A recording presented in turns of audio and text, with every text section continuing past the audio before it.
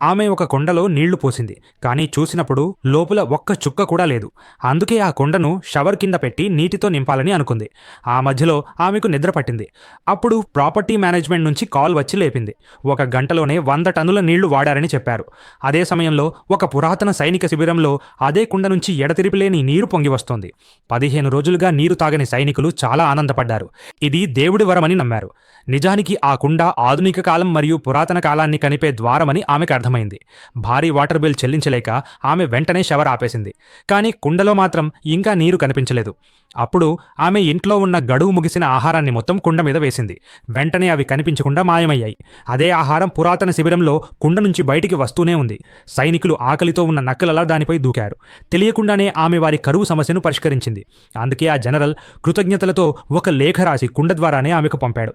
ఆ సమయంలో ఆమె ఇంకా కుండను పరిశీలిస్తుండగా అకస్మాత్తుగా నల్ల పొగ బయటికి వచ్చింది.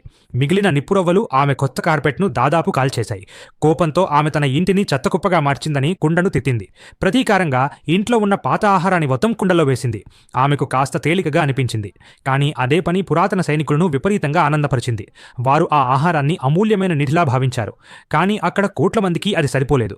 అందుకే జనరల్ మరో లేఖ రాసి సహాయం కోరాడు. ఆ లేఖ చదివిన తర్వాత ఆమెకు కుండ రహస్యం పూర్తిగా అర్థమైంది.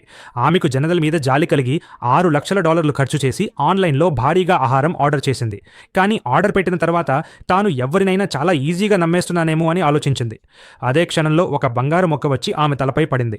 ఇంకా ఆమె స్పందించే లోపే కుండలోంచి పురాతన వస్తువులు, బంగారం, వెండి నిధులు బయటికి రావడం మొదలయ్యాయి. ఆ క్షణంలోనే ఆమెకు ధనవంతురాలిగా మారే ఆలోచన వచ్చింది.